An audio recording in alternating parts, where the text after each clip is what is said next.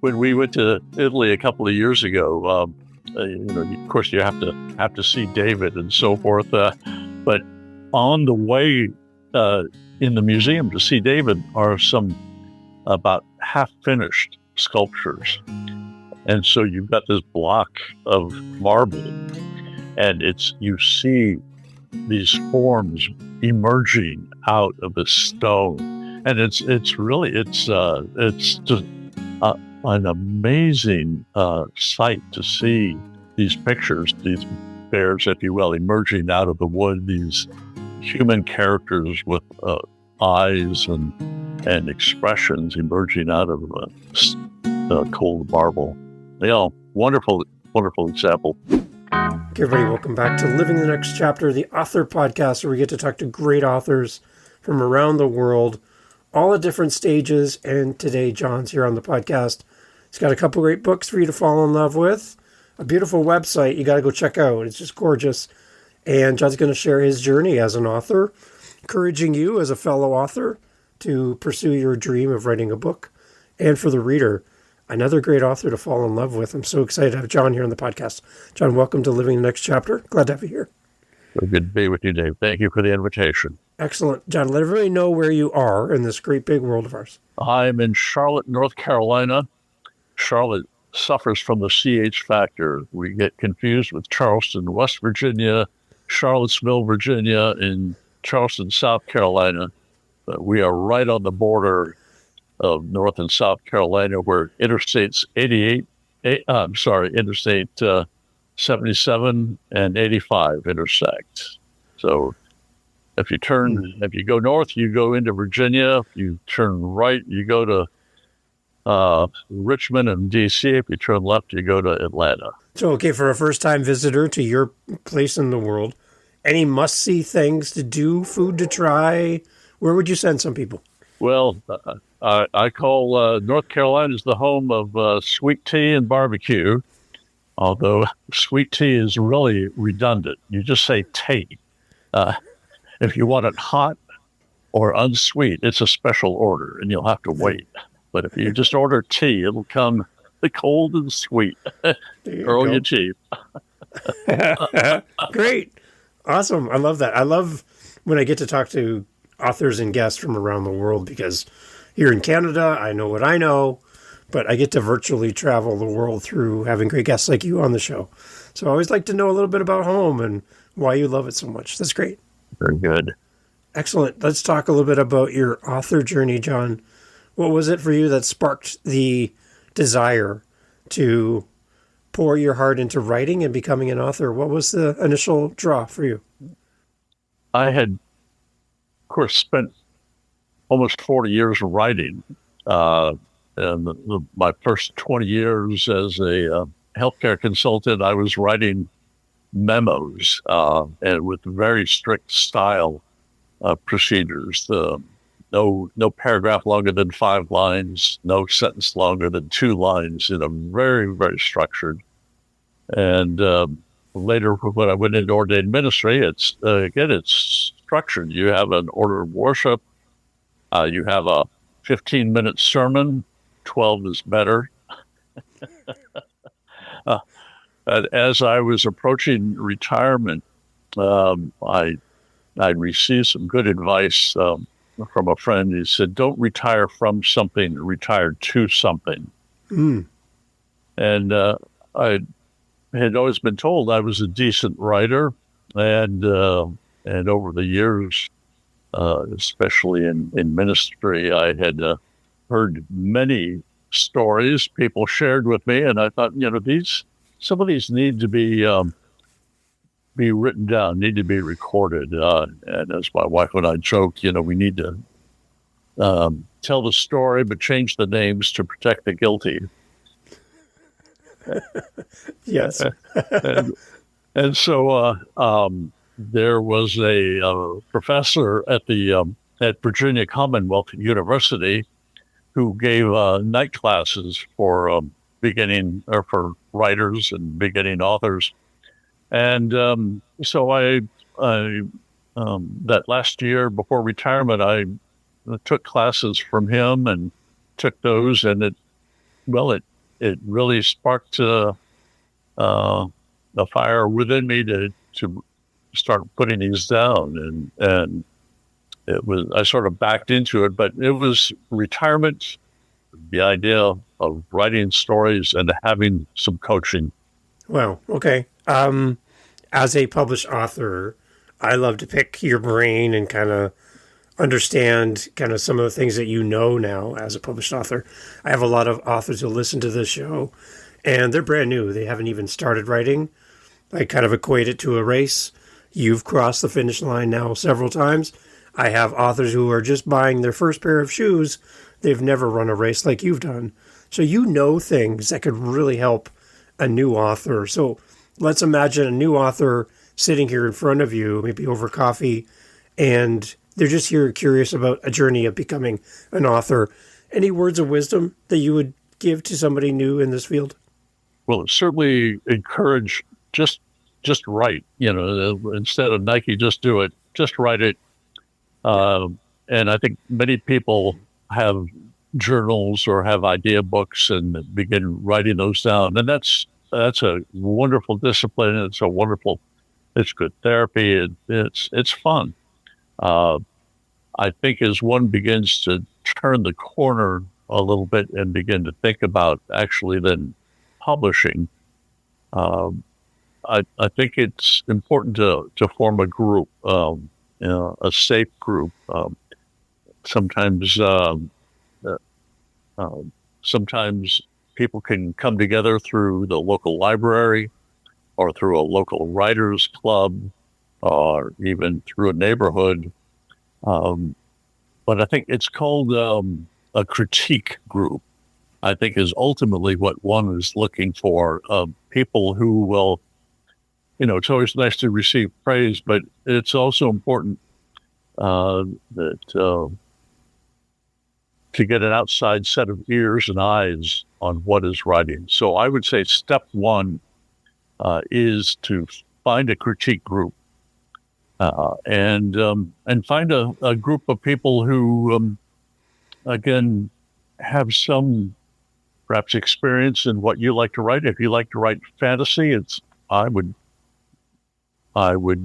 find some other folks who like fantasy or mystery or whatever, and then depending on content, ultimately you may want to move further.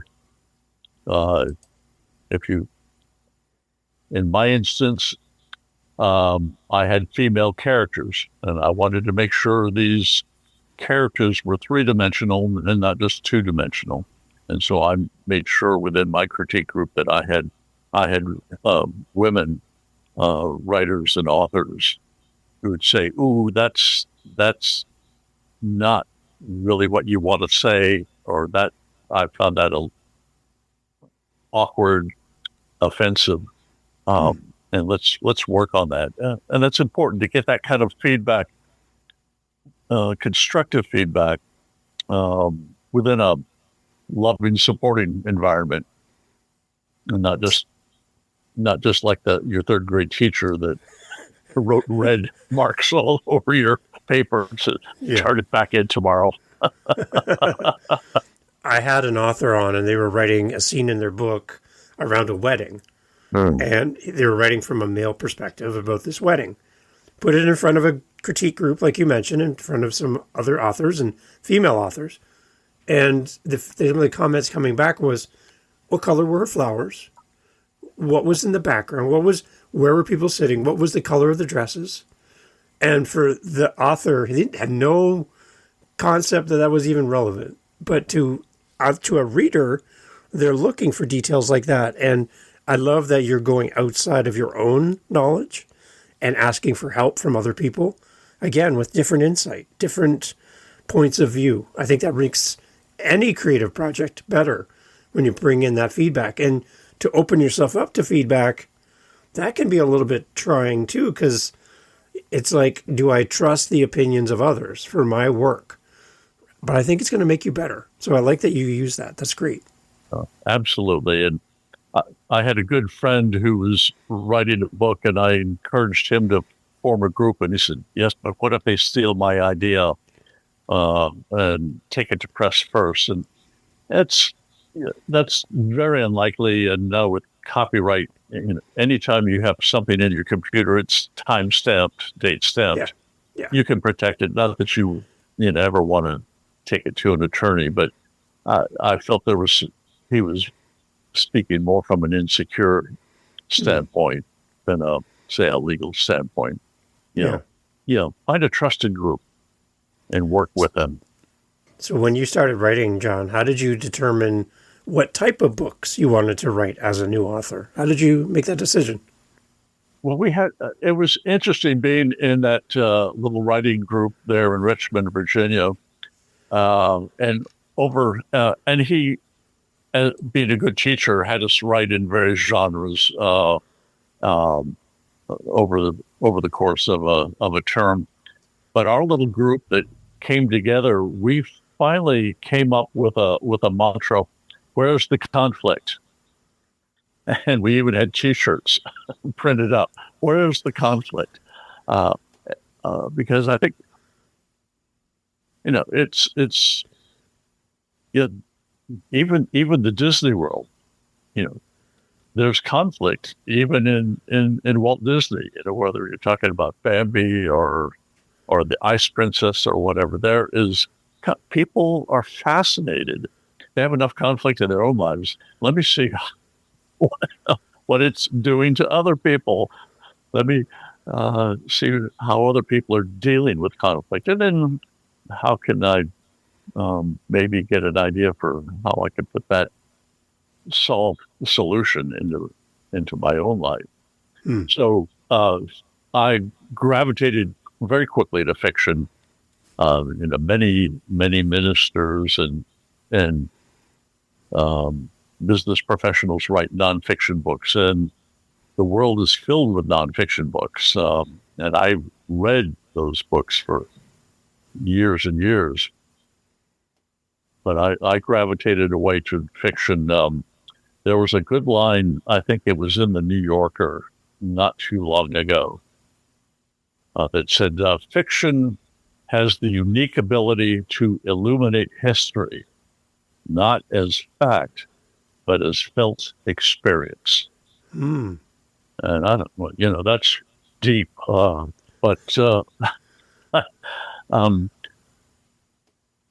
reading a book gives us experiences that we could never have. We could never travel to strange places in this world or another world or in another time.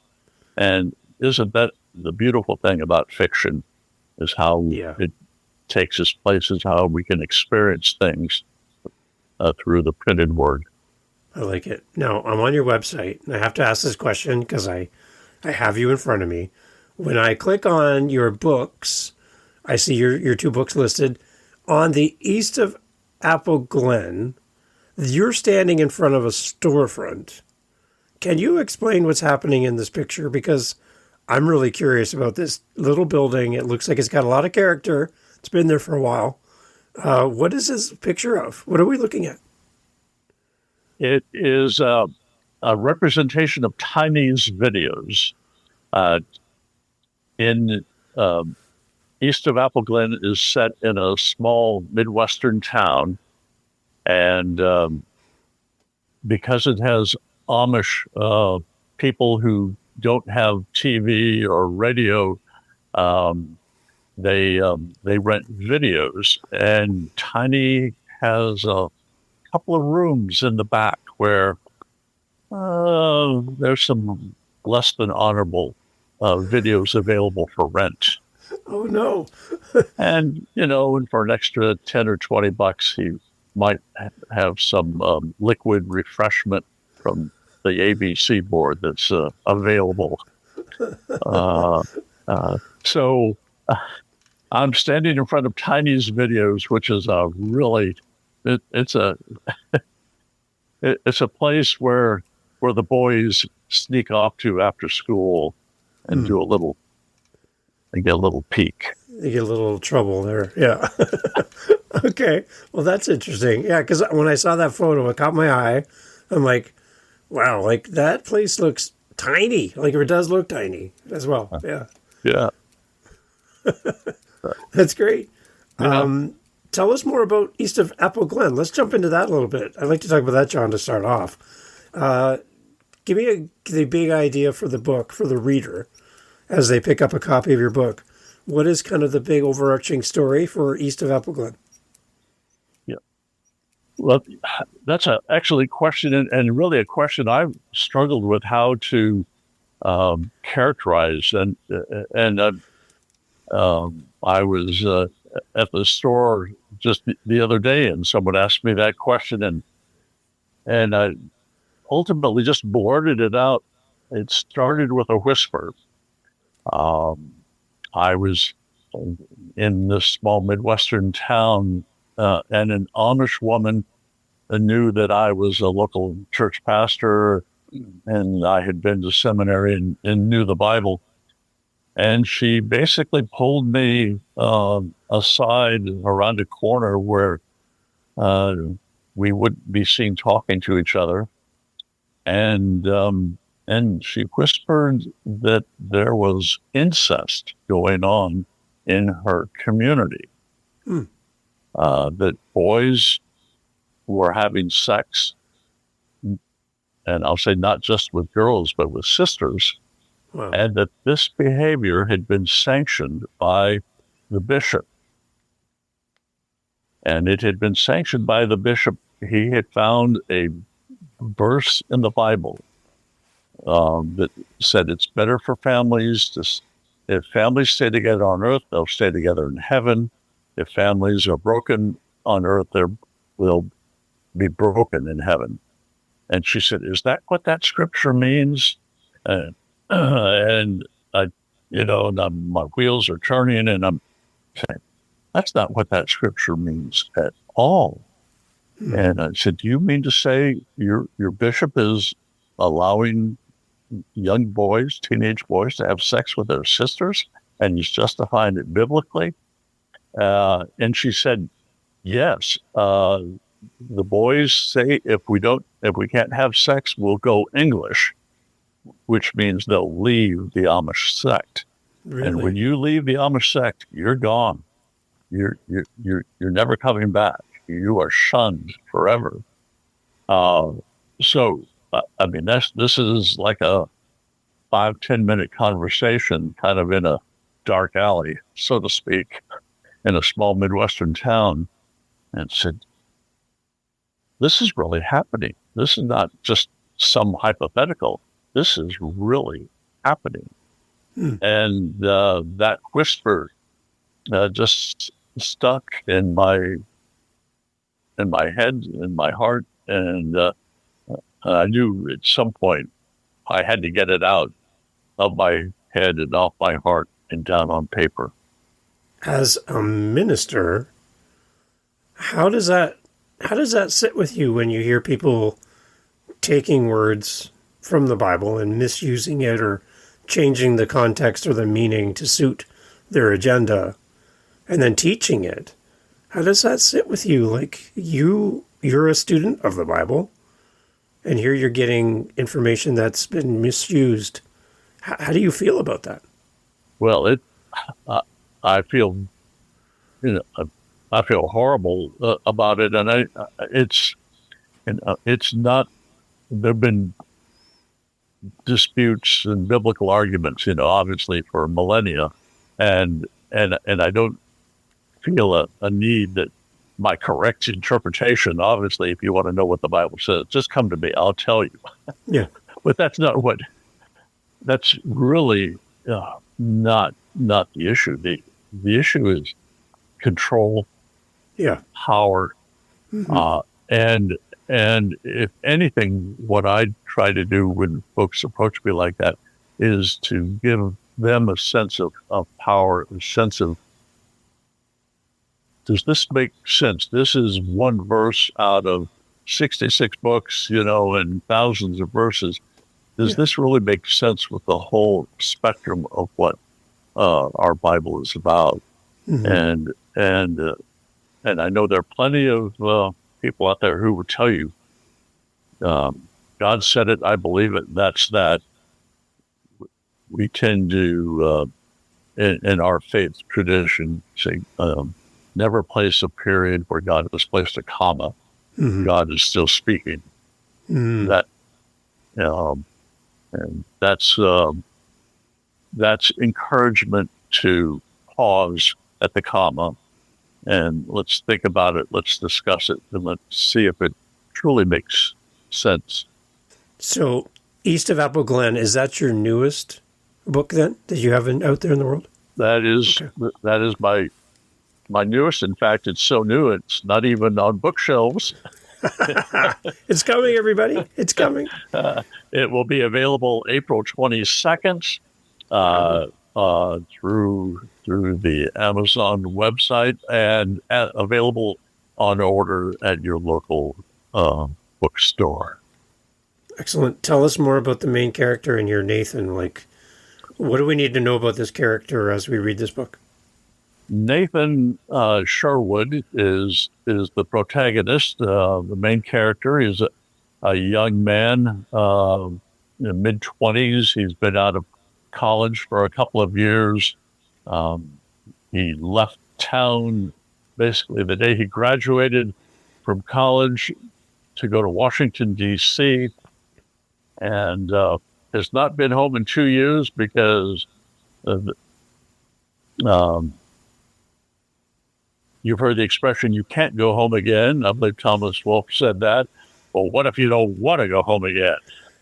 And what if you have to go home again? And so the impetus there is that Nathan receives a phone call early Sunday morning from the local sheriff informing him that his mother has fallen off the roof overnight and been killed, and that his grandmother died somehow in her sleep.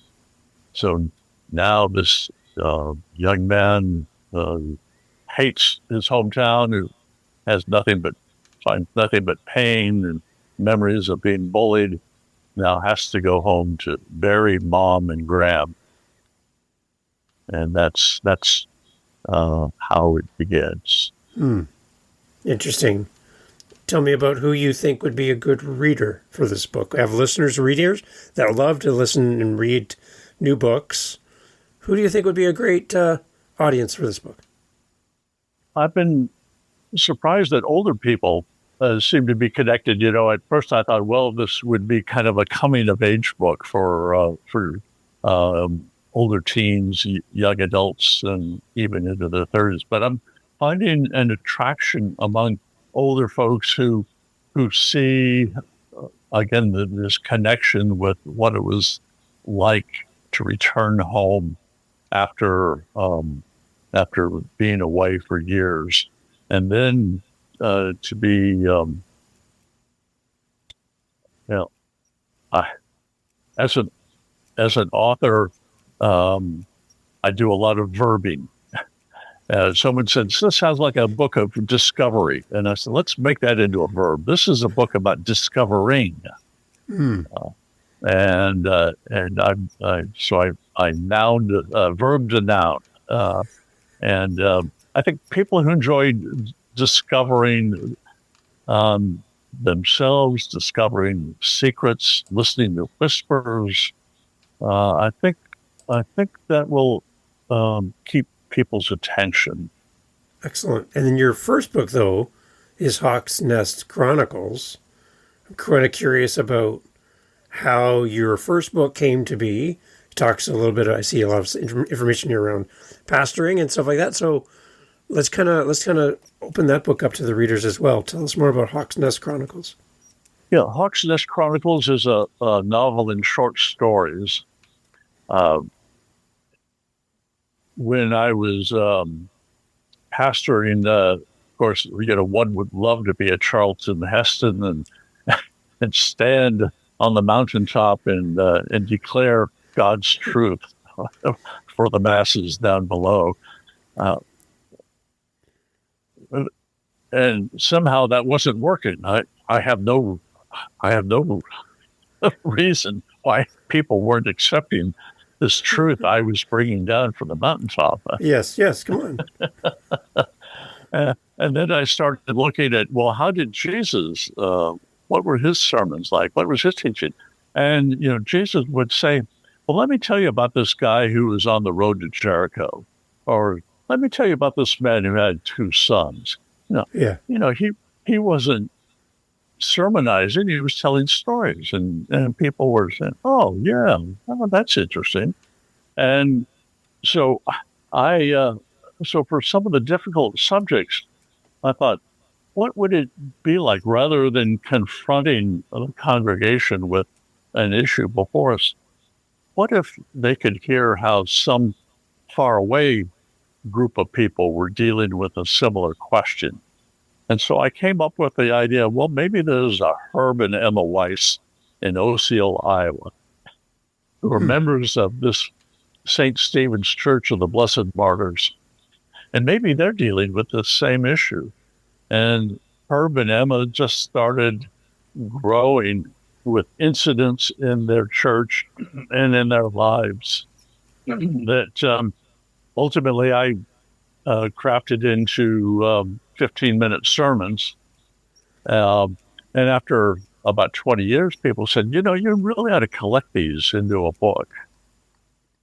And so I went back and I kind of de-sermonized.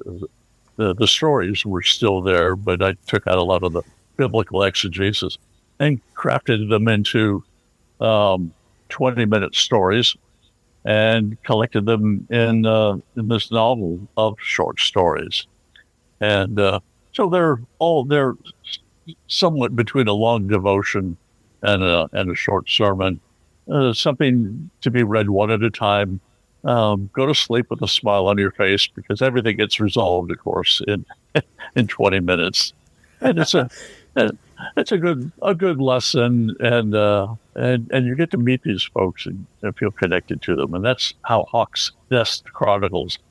The HAWKS Nest is the town diner on the square where people go to solve the world's problems. That's how the title came to be. And on your website, you have the one reader compared your book to chocolates on a bedtime pillow. I like that. That's really nice. Oh, that was a nice review. I'd like to have a lot of those. Yes. For that book, then, do you have an ideal reader for that? Do you have a target that you really wanted to focus in on? Make sure you reached. Well, I think it does connect more with people of faith, because there is a Bible verse associated with each story.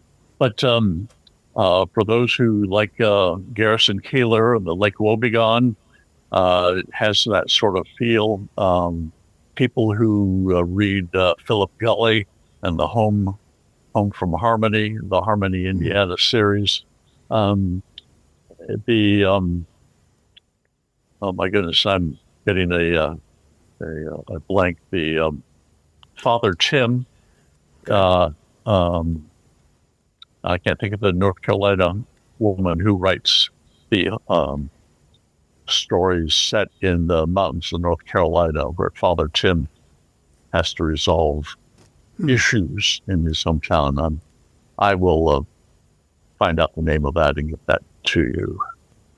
Yeah, so I love the idea of taking something that you use as messages to your congregation and then reworking them into a book. That's quite unique. I think that there are people, that do creative things outside of writing a book who have never really thought of collecting those ideas and then transforming them into a book. Was there anything difficult for you? You said you had to kind of deconstruct these messages and kind of make them fit into the format of the book. Was there anything else that was kind of difficult in the process to translate from one purpose to a new purpose? In the HAWKS Nest, it was fairly straightforward. Again, I had critique groups who were going through, and that helps. Yep. And then one, of course, has to then ensure consistency from stories to stories, and making sure that the characters' names, that when they appear multiple times, that there's again a consistency in their language, in their dress, in their demeanor. So it does take some thought, but again, there are with people out there to help that can move forward fairly straightforward, and that's I think probably a good place for people to start. They say write what you know, write what you hear. It's probably the best place to start. One other point let me mention on that is that in our world, we see a trend towards shorter attention spans. I don't know that War and Peace would ever make bestseller lists anymore, or Les Miserables, or James Michener as a more contemporary. People have a hard time going through a 400-page book, much less a 1,000-page book, and so short stories and micro stories of 500 words are becoming very popular. And you might not collect them in a book, but you can enter them in contests, and there are literary magazines that specialize in short stories and micro stories. And so that's fun to be able to submit and get people discussing and seeing those sent about into the world. That's good perspective for a new author too, that you don't have to write this massive, huge paperweight of a book that's just so heavy and wordy, and that seems very daunting for a new writer. Yeah. But to start, like you're mentioning, start with something smaller, and again, write what you know. It's already built into you. You think about all of the lived experiences you've had, all of the conversations, the knowledge, the teachings, you speaking on stage, you being in front of a congregation. All of those things blended together is an amazing base to writing your story, and it makes you different than everyone else, because not everyone has had the same path that you've had, John. So in that right there, you have a voice. And one thing I found from one of the guests I had on my show, he said something along the lines of, your story's already there. You just have to unbury it. Like, you just have to dig it out. It's already in you. You're not building it. You're just taking away everything that's not a story. And to that point, I have a friend, and this doesn't seem related at all in the moment, but he is a chainsaw artist. So he'll take a big tree trunk, cut the tree down, and take this big piece of wood, and he'll turn it into like a carving using a little small chainsaw. He'll turn it into a big bear that you can put in front of your house. But it's a big tree stump. And I asked him, like, how do you know how to take a tree stump and turn it into a bear? And he said, well, that's very simple. You just take off everything that doesn't look like a bear. And I'm like, oh, cool. That's the editing part, right? That's just the parts where you just get rid of all that other stuff. And you already end with something. The bear was already in the tree. You just had to remove all the extra pieces that weren't bears. And I'm like, well, that makes sense. Yeah. I like that. Yeah, absolutely. When we went to Italy a couple of years ago, of course, you have to see David and so forth. But on the way in the museum to see David are some about half-finished sculptures. And so you've got this block of marble, and you see these forms emerging out of the stone. And it's just an amazing sight to see these pictures, these bears, if you will, emerging out of the wood, these human characters with eyes and expressions emerging out of cold marble. Wonderful, wonderful example. I like that. So my podcast is called In the Next Chapter, and I always like to ask my guests, kind of using the name of the show as kind of my base of my question. John, as you look forward into the future as a writer, how are you living your next chapter? Like, what are you up to? Like, what are you doing to continue this journey that you're on? The group that I have been writing with for now, I'd say, 5, 6 years. Uh, we are the name of our group is called Under Construction, and it's Nice.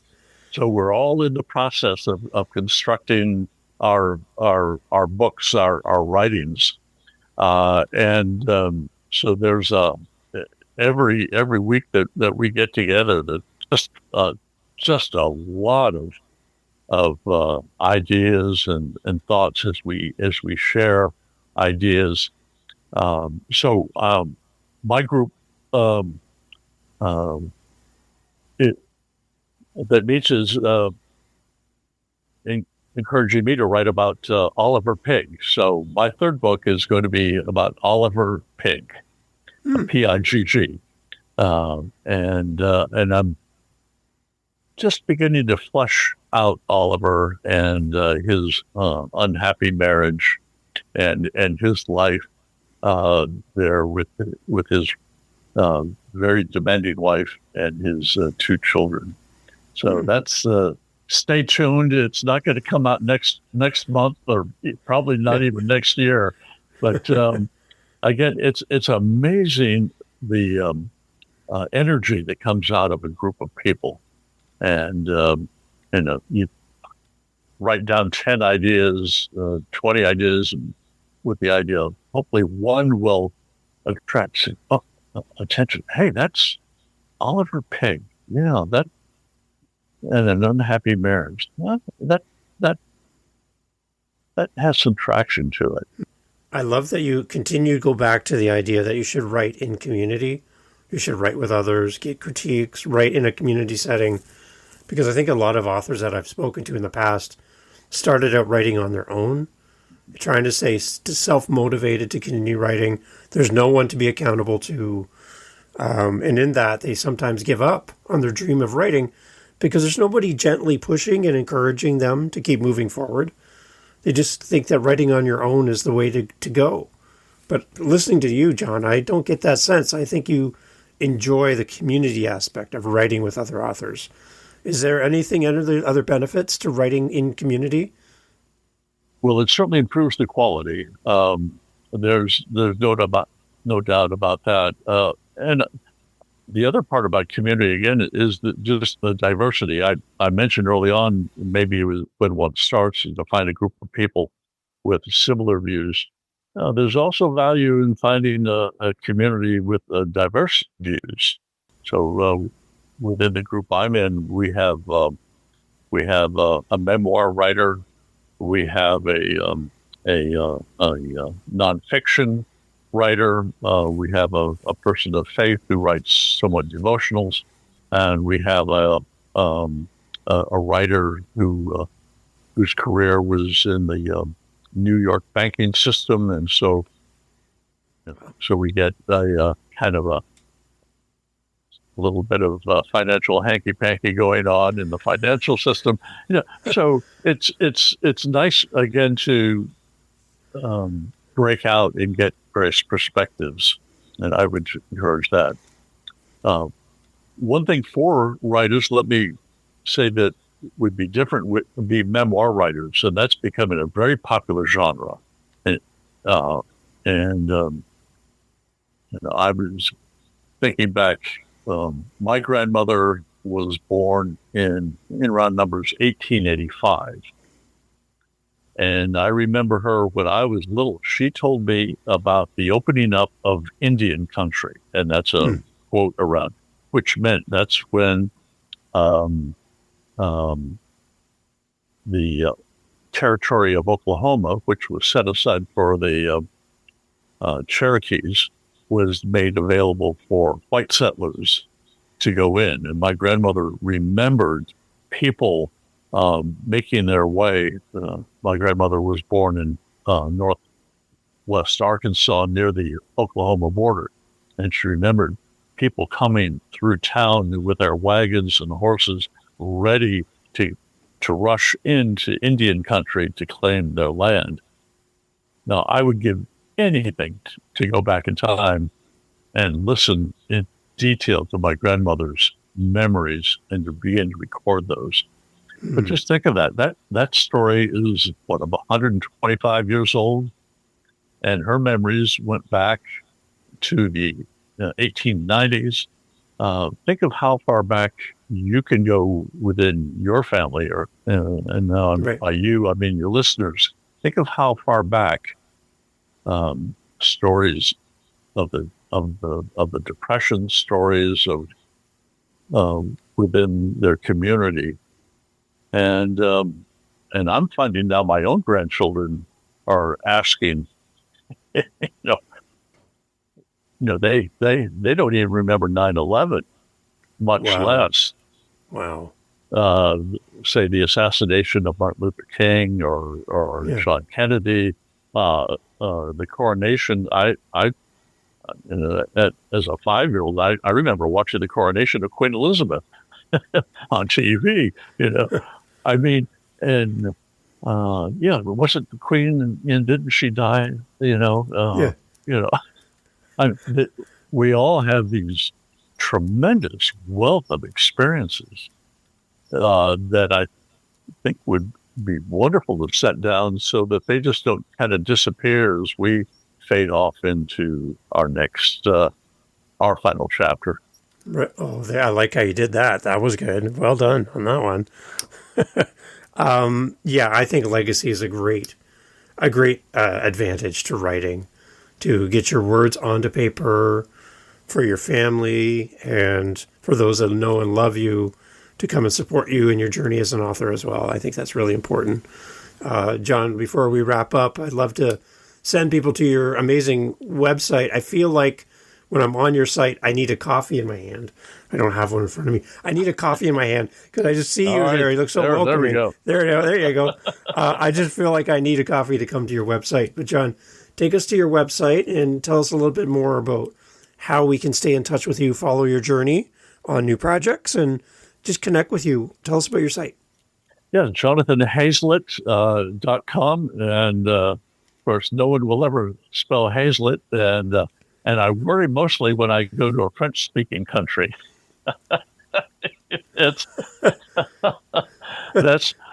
I can usually make out Heaslet in German and Italian, but somehow the French just really stumble. But Heaslet, Heaslet, and I'm sure you put the link there.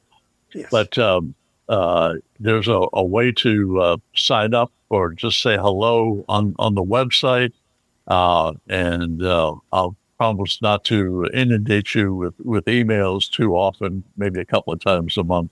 And please, if you would like me to visit at your book club in person or on a Zoom, I would be glad to do so.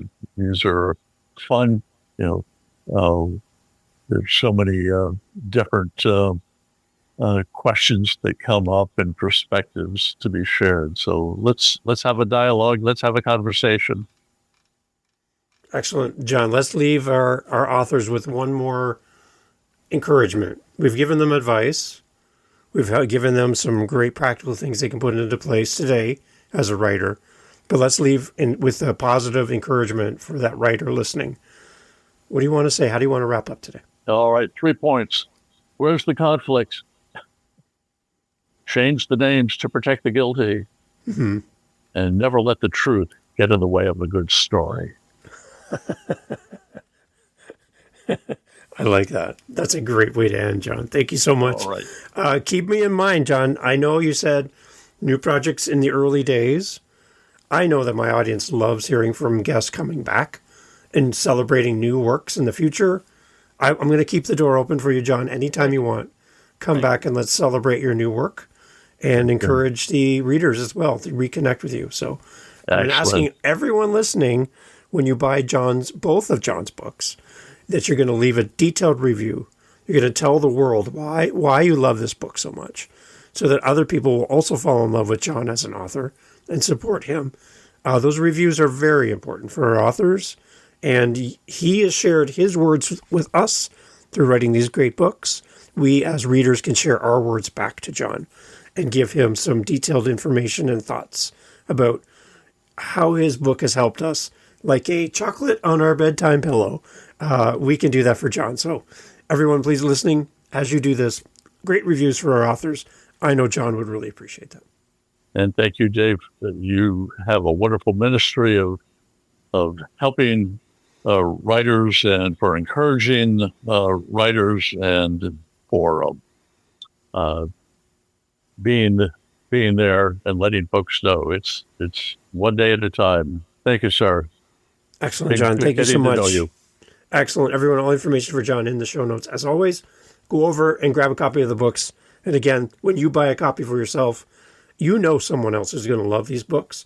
Buy an extra copy, send it to them as well. And let's help John reach out to a larger community. Everyone, thank you for listening. John, thank you for being here. Really appreciate it. Cheers.